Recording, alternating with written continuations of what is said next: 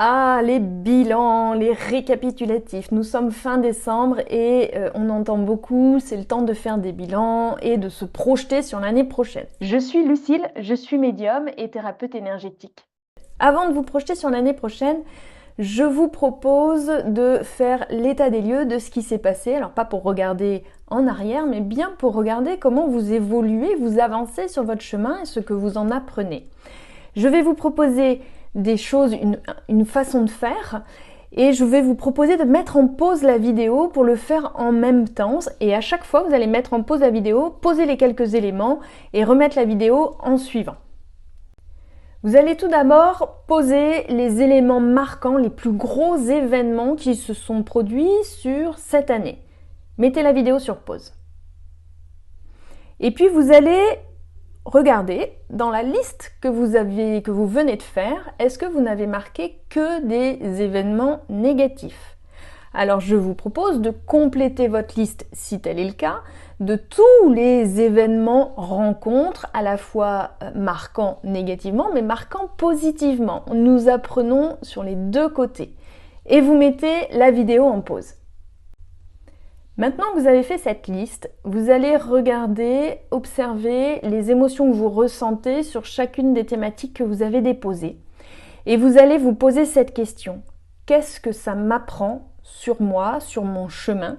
Qu'est-ce que ça me permet d'avancer, même si ça pique et même si ça n'est pas très agréable, hein, on est toujours en train d'apprendre, même dans les événements un petit peu plus compliqués pour soi. Qu'est-ce que ça m'apprend? Qu'est-ce que ça me permet d'avancer? Regardez thématique par thématique. Et puis vous mettez sur pause cette vidéo avant de passer à la suite. Maintenant que vous avez fait cet état des lieux, vos thématiques 2024, ce que ça vous a appris, je vous propose de vous reposer sur les cailloux. Vous vous souvenez de cette histoire où il y a un gros pot. Dans le gros pot, on met des gros cailloux jusqu'en haut et on demande alors est-ce que c'est entièrement rempli? Les étudiants répondent au professeur oui, c'est entièrement rempli. Alors le professeur prend des petits graviers et puis rajoute les graviers dans le pot, complète le pot de gravier. Là, est-ce que c'est rempli? Ah oui, là c'est rempli. Et du coup, il prend du sable et il verse le sable à l'intérieur du pot où il y a déjà les gros cailloux, les graviers et on peut encore mettre le sable. Et là, cette fois, est-ce que c'est rempli? Oui, c'est rempli. Pour conclure que les gros cailloux, c'est ce qui est primordial, le plus important pour soi. Les graviers, c'est ce qui est en périphérie et évidemment le sable, c'est ce qui n'a peu d'importance dans la vie mais qui prend quand même beaucoup de place dans notre quotidien.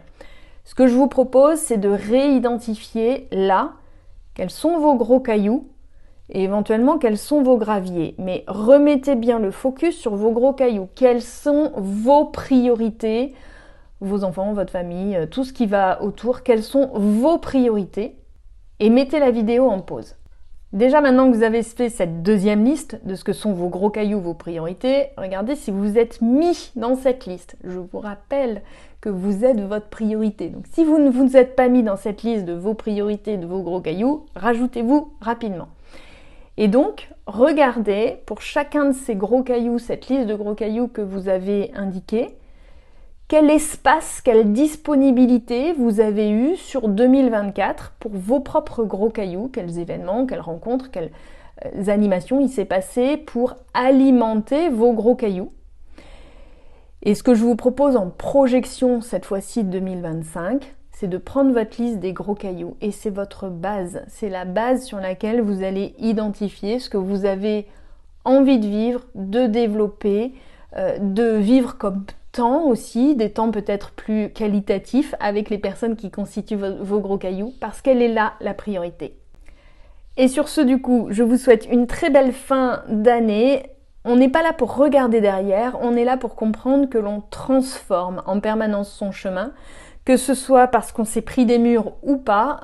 En tout cas, je vous assure que quand on fait cet exercice-là de qu'est-ce que ça m'apprend, qu'est-ce que ça me permet d'avancer et où je me situe par rapport à mes gros cailloux, est-ce que ça reste bien ma priorité et quelle disponibilité je vais avoir pour prendre du temps pour mes gros cailloux, dont je fais partie, et bien là, vous êtes dans une projection lumineuse, vibrante pour la suite de votre chemin. À très vite!